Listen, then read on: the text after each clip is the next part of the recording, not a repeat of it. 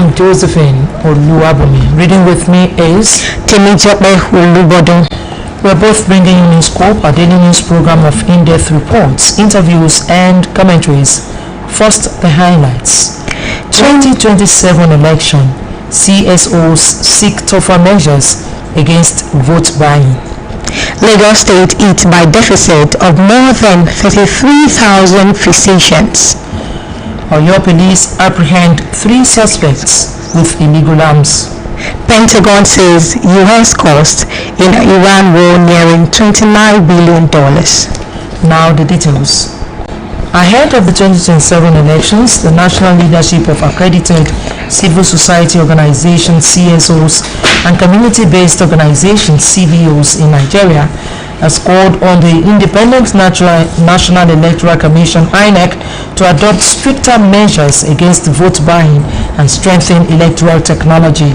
The CSOs accredited by the United Nations, operating under the coordination of the Civil Society Organizations and Community Advancement and Humanitarian Empowerment Initiative, CSCHEI, also warned Nigerians against voting for people with questionable characters. Speaking during a media chat in Abuja today, the group said it will not allow unpatriotic elements to spread hate speeches and fake news capable of causing political upheaval.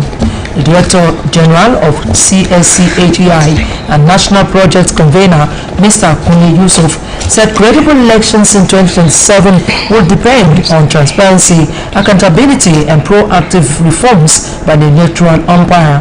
He urged INEC to conduct early audits and stress tests of the bimodal voter accreditation system, BVAS, and the INEC results review portal, IREV, to restore public confidence in the electoral processes. In conclusion, the coalition urged INEC to expand accessible polling units for persons with disabilities and internally displaced persons, while also piloting diaspora voting in 5 countries. The CSOs further recommended partnerships with community-based organizations to deepen voter education in local languages ahead of the elections.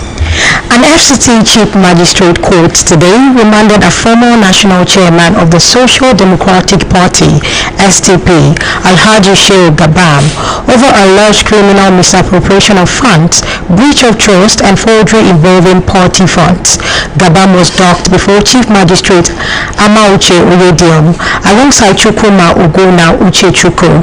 The direct criminal complaint was instituted by the current SDP National Chairman, Dr. Sadiq Abubakar, under relevant provisions of the Administration of Criminal Justice Act, ACJA 2025. When the matter came up, counsel for the complainant informed the court that the prosecution needed time to respond to the bail application filed by the defendant.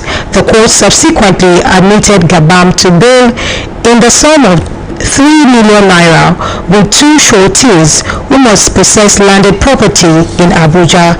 The court also ordered the defendant to deposit his international passport with the court registrar pending the determination of the case.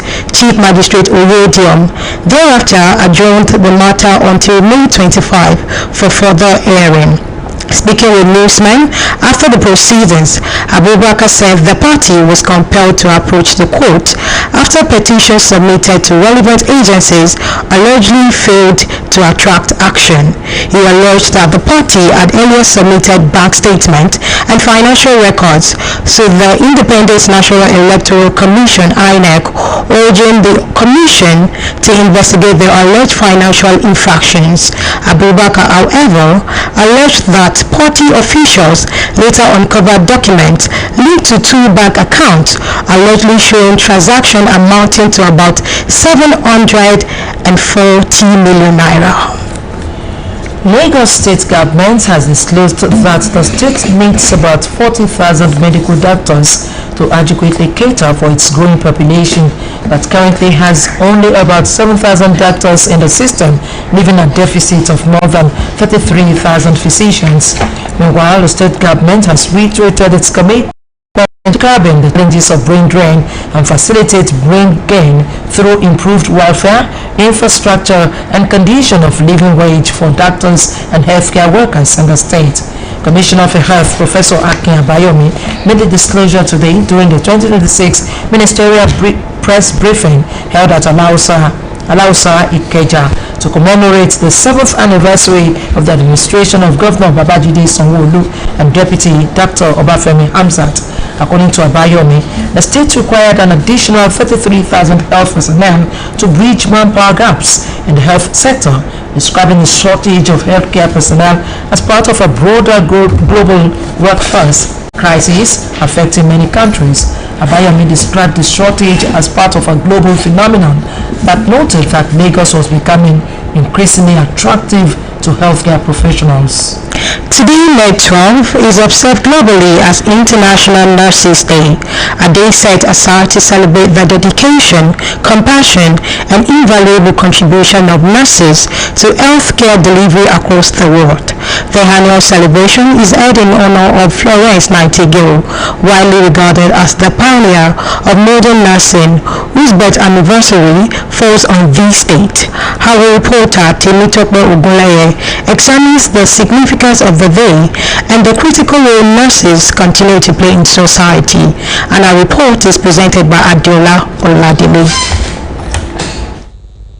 National Nurses Day provides an opportunity to reflect on the importance of strengthening healthcare systems through continuous investment and support for the nursing profession. Beyond providing medical care, nurses also serve as educators, counselors, advocates, and coordinators, making them indispensable to healthcare institutions and community health services.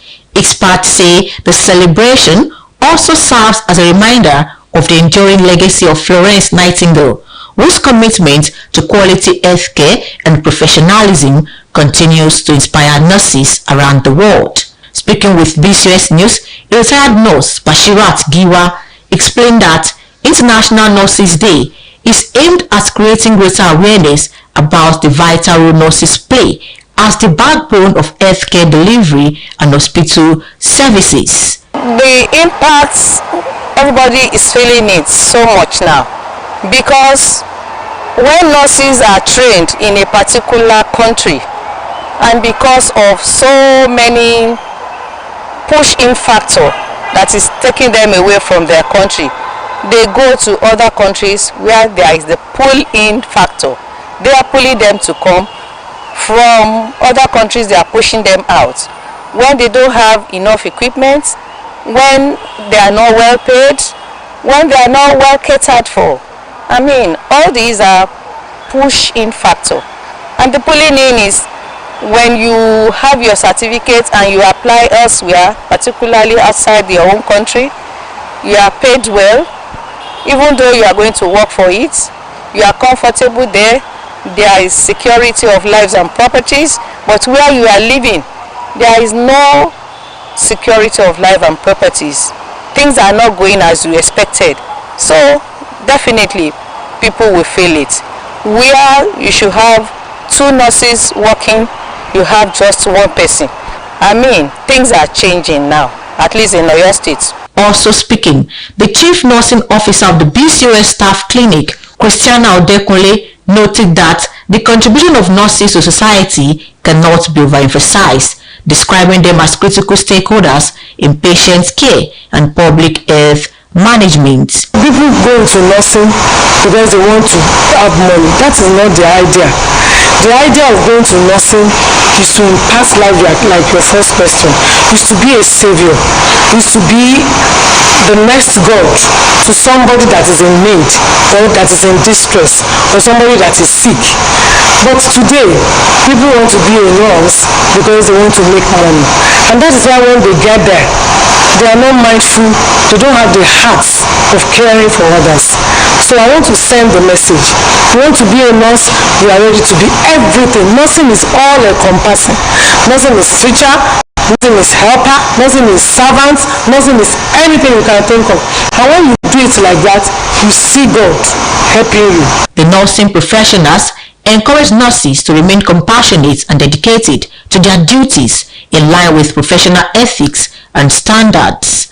They also stressed the need for effective communication with patients and stronger collaboration with other healthcare professionals to enhance quality healthcare service delivery.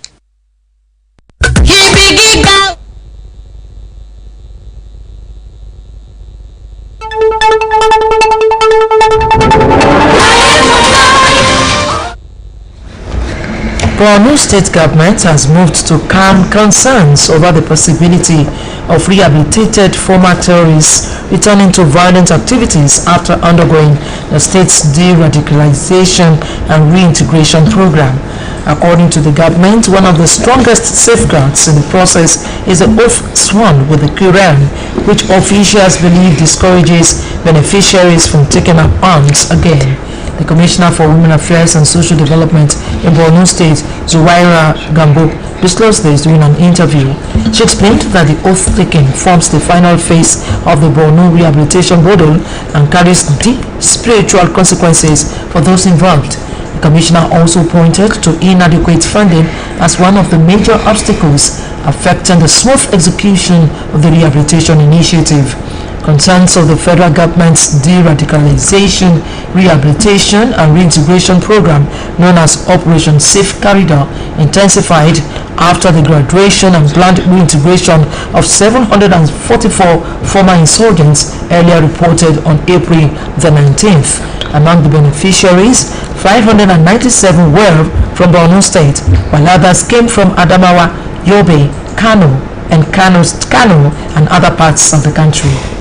The Nigerian Navy has disrupted attempts to establish illegal refining